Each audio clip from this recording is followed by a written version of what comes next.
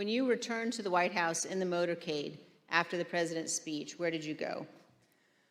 When I returned to the White House, I walked upstairs towards the Chief of Staff's office, and I noticed Mr. Ornato lingering outside of the office. Once we had made eye contact, he quickly waved me to go into his office, which was just across the hall from mine.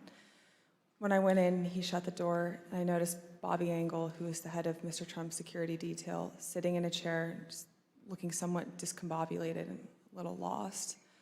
I looked at Tony, and he had said, "Did you effing hear what happened in the Beast?" I said, "No, Tony, I just got back. What happened?"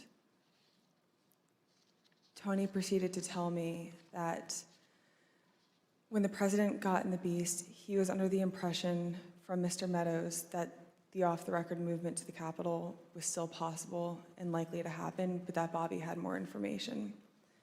So once the president had gotten into the vehicle with Bobby, he thought that they were going up to the Capitol, and when Bobby had relayed to him, "We're not, we don't have the assets to do it, it's not secure, we're going back to the West Wing," the president had a very angry response to that.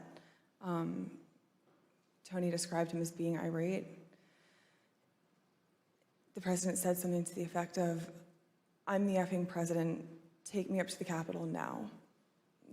To which Bobby responded, "Sir, we have to go back to the West Wing." The president reached up towards the front of the vehicle to grab at the steering wheel. Mr. Engel grabbed his arm, said, "Sir, you need to take your hand off the steering wheel.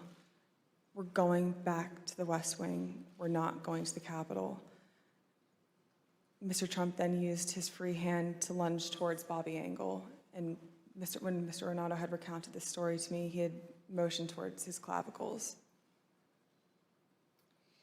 And was Mr. Engel in the room as Mr. Ornato told you this story? He was. Did Mr. Engel correct or disagree with any part of the story from Mr. Ornato? Mr. Engel did not correct or disagree with any part of the story.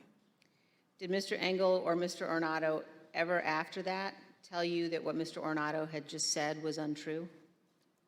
Neither Mr. Ornato nor Mr. Engel told me ever that it was untrue.